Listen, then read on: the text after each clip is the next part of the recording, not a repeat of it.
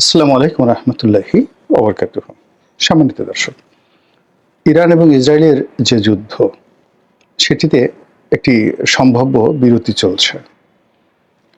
সম্ভাব্য বিরতি বলতে যেটা বুঝাচ্ছি, আমার দৃষ্টিতে বা আমার যে সিক্স সেন্স, সেখানে মনে হলো যে এটি একটি সাময়িক বিরতি। স্থায়ী বিরতিতে যাওয়া এই দুটো রাষ্ট্রের পক্ষে সম্ভব হবে না।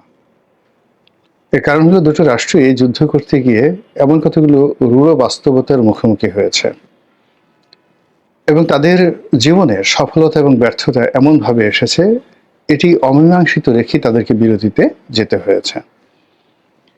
এখানে একটি অবাক করা বিষয়, সেটি হলো ইসরায়েলি জাতি, তাদের যে ঐতিহাসিক অস্থিরতা, তাদের যে দাম্ভিকতা এবং বিশ্বব্যাপী মহাকালে তাদের জন্য মানুষের যে অভিশাপ এবং আল্লাহর যে অভিশাপ, এই জিনিসগুলো এই জমিনে কিভাবে কাজ করে তা যুগে যুগে আল্লাহ রাব্বুল আলামিন যে উদাহরণ সৃষ্টি করেন এবং যা কিনা ইতিহাসে লেখা রয়েছে, তার একটা দৃশ্যপট রচিত হয়ে গেল 2025 সনের জুন মাসে।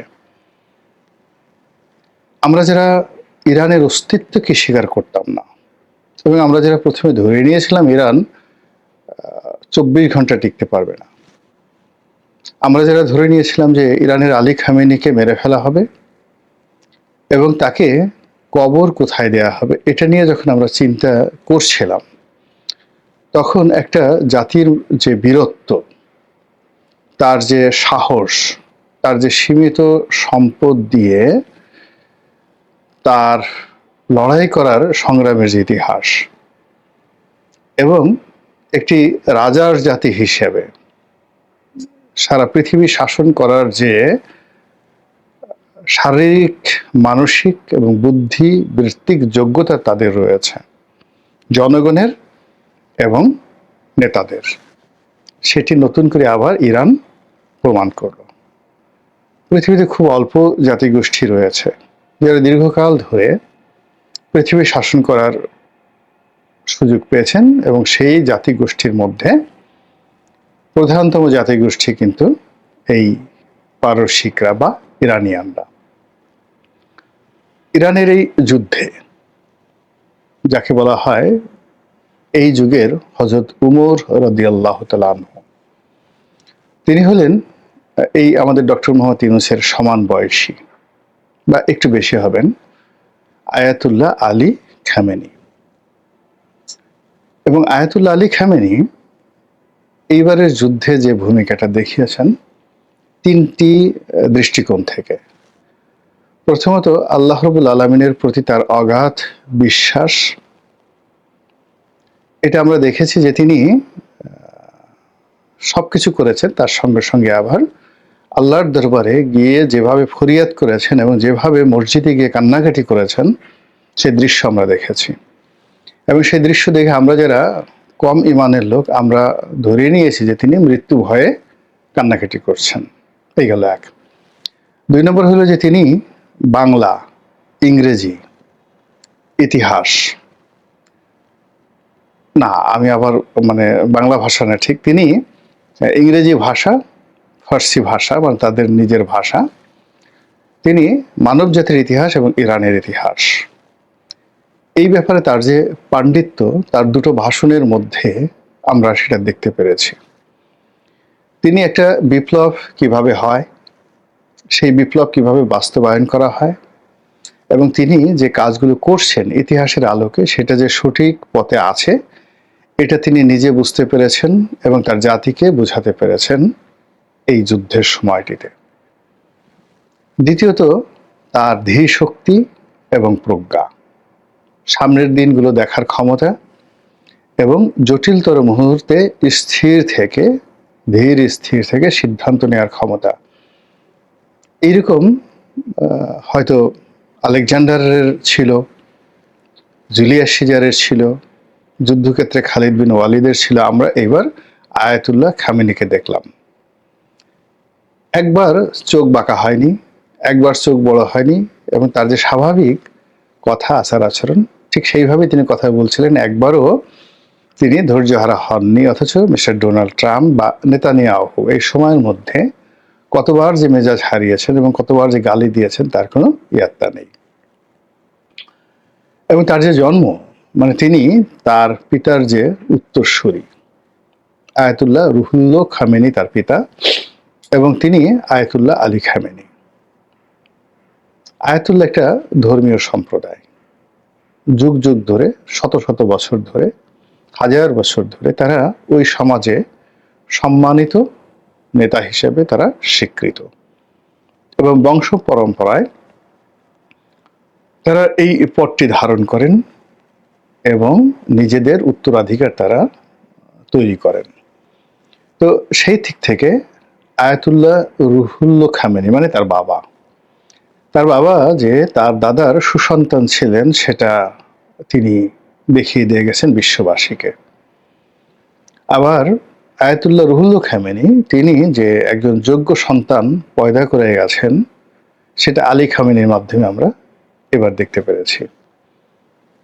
এই যুদ্ধের যে চালচিত্র, এই যুদ্ধে ইরানি শক্তির, ইরানি বাহিনীর যে আভিজাত্য, এবং এখানে তাদের যে অপূর্ব রণকৌশল এবং একই সঙ্গে কূটকৌশল, সেটা তুরস্ক থেকে, তুরস্কের আঙ্কারা থেকে কাতার পর্যন্ত, কাতার থেকে রাশিয়ার মস্কো, রাশিয়ার মস্কো থেকে একেবারে নিউ ইয়র্কের জাতিসংঘের সদর দপ্তর, ইরানিয়ানরা এই সময়টিতে যে দক্ষতা দেখিয়েছেন, তারা যে বুদ্ধিমত্তা দেখেছেন, প্রজ্ঞা দেখিয়েছেন, বিশ্বের যুদ্ধ এবং কূটনীতি, রণকৌশল এবং কূটনীতিক কৌশল একটা নতুন মাইলস্টোন তৈরি হয়ে গেল। এখন আমরা বাংলাদেশ ক্ষুদ্র একটি দেশ, আমাদের ইরানিয়ান জাতির মতো এরকম আভিজাত্য নেই, বীরত্বের ইতিহাস নেই, এটাই বাস্তবতা। আমরা বলি বীর বাঙালি অস্ত্র ধরো, তারপরে অমুকের বিরুদ্ধে লড়াই করো। তো কয়বার কিভাবে অস্ত্র ধরেছি ইতিহাসের ছাত্র হিসেবে এই জিনিসগুলো স্মরণ করলে স্লোগানটা আসলে মিলে না। কিংবা জার্মান রক্ত, যেটাকে আর্য রক্ত বলা হয়, জার্মান রক্ত, পার্সিয়ান রক্ত, মানে এই যে পারস্যের রক্ত, সিরিয়ার রক্ত, পৃথিবীর প্রথম সভ্যতা তারাই তৈরি করেছিল ইউরোপে এবং এশিয়াতে, এবং পরবর্তীতে এটা বিশ্বের অন্যান্য অঞ্চলে ছড়িয়ে পড়ে। তো সেই আর্য রক্তের যে বারবার বিজয়ী হওয়া, বিজয়ী হয়ে ঘুরে দাঁড়ানো, তুরস্ক এর মধ্যে অন্তর্ভুক্ত। পারস্যের সঙ্গে সঙ্গে তুরস্ক, এই জাতিটি, তাদেরও আভিজাত্যের ইতিহাস রয়েছে, দুনিয়ার শাসনের ইতিহাস রয়েছে। তো দেখুন, প্রথম মহাযুদ্ধ এবং দ্বিতীয় মহাযুদ্ধ, এই দুটো মহাযুদ্ধে জার্মানি এবং তুরস্ক যেভাবে জড়িয়ে পড়েছিল এবং যেভাবে ক্ষতিগ্রস্ত হয়েছিল এবং যেভাবে তারা দাঁড়িয়েছে, একইভাবে জাপানও প্রথম মহাযুদ্ধ এবং দ্বিতীয় মহাযুদ্ধ দ্বারা তারা যেভাবে ক্ষতিগ্রস্ত হয়েছে এবং তারা যেভাবে দাঁড়িয়েছে। আর ইরান প্রথম থেকেই তারা বারবার বিপদে পড়েছে এবং বারবার দাঁড়িয়েছে। এরকম ইতিহাস পৃথিবীর অন্য কোনো জাতি গোষ্ঠীর নেই। আমরা যারা সাধারণ দেশ, আমরা এর থেকে কি শিক্ষা গ্রহণ করতে পারি? এই মুহূর্তে বাংলাদেশের সম্ভাব্য প্রধানমন্ত্রী জনাব তারেক রহমান, তিনি জনাব আলী খামেনি, তার কাছ থেকে কি শিক্ষা গ্রহণ করতে পারেন, এ বিষয় নিয়ে খুব সংক্ষেপে আলোচনা করব।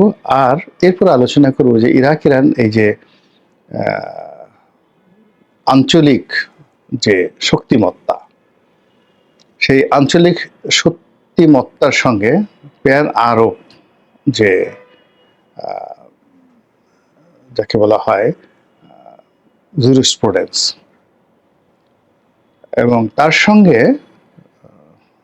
এই যে জায়োনিজম, ইহুদিবাদ এবং খ্রিস্টবাদ, যেটিকে আমরা ইহুদি এবং নাসারা বলি, এই যে একটা যুদ্ধ হয়ে গেল, মনস্তাত্ত্বিক এবং অস্ত্রের যুদ্ধ, এই যুদ্ধের ফলে আমাদের ডক্টর মোহাম্মদ ইউনূসের কি অবস্থা হবে এই যুদ্ধ পরবর্তী সময়, সেটি নিয়েও আকারে ইঙ্গিতে কিছু বলার চেষ্টা করব। প্রথমে তারেক রহমান সাহেবের ব্যাপারে বলে নেই। উনি এখন প্রবাসে আছেন। তার বাংলাদেশে ফেরা নিয়ে নানা রকম কাব্য মহাকাব্য রচিত হচ্ছে, কিন্তু বাংলাদেশের যে রাজনৈতিক পরিবেশ এবং পরিস্থিতি, সেই পরিস্থিতিতে তিনি যেভাবে আশা করছেন সেভাবে বাংলাদেশে আসার সম্ভাবনা 0%। তার সংবর্ধনা, তার নিরাপত্তা, তারপরে তার নেতৃত্ব, এই পুরো জিনিসটি তিনি যেভাবে চাচ্ছেন ঠিক সেভাবে হচ্ছে না। অন্যদিকে তার যে বাংলাদেশে না আসা বা আসার উপরে তার অস্তিত্ব, মানে তার রাজনৈতিক অস্তিত্ব এবং তার দলের অস্তিত্ব নির্ভর করছে। যে কাজটি তিনি করতে পারতেন 2024 সনের নভেম্বর মাসে, এবং যে কাজটি তিনি আদায় করতে পারতেন 2024 সনের জুলাই, আগস্ট, সেপ্টেম্বর মাসে, সেই কাজটি এখন তিনি পারবেন না, কোনো অবস্থাতে তিনি পারবেন না। তো কাজেই তাকে এই মুহূর্তে ঝুঁকি নিতে হবে, বেঁচে থাকতে হলে ঝুঁকি নিতে হবে আয়াতুল্লাহ আলী খামেনির মতো, এবং সেই ঝুঁকি ঝড়ের গতিতে, প্রচণ্ড ঝড়ের গতিতে। এবং তার এই যে সিদ্ধান্ত, সেই সিদ্ধান্ত গ্রহণের ক্ষমতা অন্য দ্বিতীয় ব্যক্তির হাতে নয়, তৃতীয় ব্যক্তির হাতে নয়। আমি দূর থেকে যেটা লক্ষ্য করছি যে তিনি সবসময় কিছু ব্যক্তির প্রতি নির্ভরশীল হওয়ার চেষ্টা করেন, অনেকে বিশ্বাস করেন, অনেকের প্রতি নির্ভর করেন এবং অনেকের কাছে অনেক কিছু আশা করেন। এবং সবচেয়ে রূঢ় বাস্তবতা হলো যে তার এই প্রবাস জীবনে তার এই 3টি আশার, অর্থাৎ তিনি যেখানে আশা করেছেন একটি আশাও মিলেনি, কেউ তার আশা বাস্তবায়ন করেনি। তিনি যাদের প্রতি নির্ভর করেছেন কেউ তার মুখ রক্ষা করেনি, ভরসা করেছেন কেউ তাকে সঠিক সময় সঠিক বুদ্ধি দেয়নি, বরং তার আশীর্বাদ যাদের উপর পড়েছে সবাই তাকে ডুবিয়েছেন। আপনি চিন্তা করুন, এই যে গত 10 মাস ধরে এই বাংলাদেশে কারা রাজত্ব করছেন। সবচেয়ে অবাক করা বিষয় হলো যে ওনার সঙ্গে যাদের, সেই ওনার যখন স্বর্ণ সময় ছিল 2001 থেকে 2005, এই স্বর্ণ সময়ে ওনার যারা স্বর্ণ সঙ্গী ছিলেন, আর ওই সময়টাতে দুটো বলয়, হাওয়া ভবন কেন্দ্রিক একটা বলয় ছিল, আর একটা বলয় ছিল প্রধানমন্ত্রীর কার্যালয় কেন্দ্রিক একটি বলয়। তো ওখানে হারিস চৌধুরী যিনি ছিলেন, তিনি ডুয়েল রোল প্লে করতেন। বেগম জিয়ার সঙ্গে এবং তার লোকজনের সঙ্গে তার ভালো সম্পর্ক ছিল, আর হাওয়া ভবনের সঙ্গেও তার ভালো সম্পর্ক ছিল। আর ওদিকে জনাব মোসাদ্দেক আলী ফালু সাহেব, তার নেতৃত্বে জনাব তারেক রহমানের বিরুদ্ধে যে পক্ষটি রয়েছে এবং যারা বেগম জিয়ার খুবই ঘনিষ্ঠজন, তাদের নেতৃত্ব যেভাবে প্রতিষ্ঠিত ছিল 2005 থেকে 2001 থেকে 2005 পর্যন্ত, তারা এই সময়টিতে এসে অত্যন্ত শক্তিশালী, খুবই শক্তিশালী। এবং অবাক করার ব্যাপার হলো যে এদের সঙ্গে বাংলাদেশের সবার সম্পর্ক ভালো। মানে ওই সময়টাতে 2001 থেকে 5 পর্যন্ত প্রধানমন্ত্রী কার্যালয়ের যারা কর্তা ব্যক্তি ছিলেন তাদের সঙ্গে এই বাংলায় এই মুহূর্তে সবারই সম্পর্ক ভালো, কেবলমাত্র বিএনপির জনাব তারেক রহমান পন্থী যারা লোকজন রয়েছেন তাদের সাথে ছাড়া। এই গেল এক। 2 নম্বর হলো যে জনাব তারেক রহমান সাহেবের যারা ঘনিষ্ঠজন ছিলেন হাওয়া ভবন কেন্দ্রিক, এদের মধ্যে দুটো গ্রুপ হয়ে গেছে। একটি গ্রুপ যারা আছেন, যাদের সঙ্গে আমি নাম বলবো না, তারা এখন বিএনপি করেন না, বিএনপির সাথে সম্পর্ক ভালো নেই, তারেক রহমান সাহেবের সাথে সম্পর্ক ভালো নেই। কিন্তু বাস্তবতা হলো যে এই মুহূর্তে বাংলাদেশে তারা যে সুবিধাজনক অবস্থানে আছেন, এরকম সুবিধাজনক অবস্থানে তারা 2001 থেকে 2005 সনেও ছিলেন না।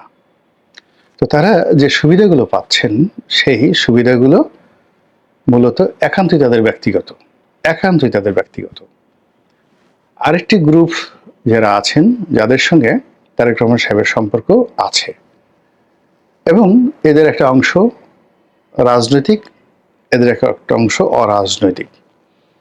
তো তারা যতটা না সুযোগ পাচ্ছেন তার সাথে বেশি দলের ভিতর এবং বাইরে চাপের মুখোমুখি হচ্ছেন এবং এদের অনেকের বিরুদ্ধে এমন সব দুর্নাম এবং বদনাম মাঠে ময়দানে ছড়িয়ে পড়েছে, যেই দুর্নাম এবং বদনাম মূলত 2001 থেকে 2006 সনে যে বদনাম ছিল তার চাইতে আরো অনেক অনেক বেশি বদনাম ছড়িয়ে পড়েছে। এটা হলো রিয়ালিটি। একটা ছোট্ট উদাহরণ দেই। ঢাকা শহরে 2-3টা 5 স্টার হোটেল আছে। কক্সবাজারে খুবই নামকরা একটা 5 স্টার হোটেল আছে। আচ্ছা, তো এই কক্সবাজারের 5 স্টার যে হোটেল যে কয়েকটা রয়েছে এবং বহু সংখ্যক জমি আওয়ামী লীগের যে সমস্ত চিহ্নিত দুর্নীতিবাজ, আমলা কামলা, তাদের মালিকানা এই সমস্ত জিনিসগুলো ছিল। এরপরে কক্সবাজার ওই অঞ্চলকে ঘিরে মাছের ঘের, তারপরে ইয়াবা চালান চোরা কারবারি, এরপর আরো অনেক কিছু, যত সব 2 নম্বরই রয়েছে। আমরা শুধু বদিকে বলতাম ইয়াবা বদি, কিন্তু ওখানে সবচেয়ে বড় বড় যে আর্থিক সন্ত্রাস, অস্ত্র এবং গোলাবারুদ চালানোর মতো ঘটনা, হাজার হাজার কোটি, এর সঙ্গে একেবারে সরাসরি কারা জড়িত ছিল এটা ওপেন সিক্রেট। তো সেই কাজগুলো এখনো চলছে।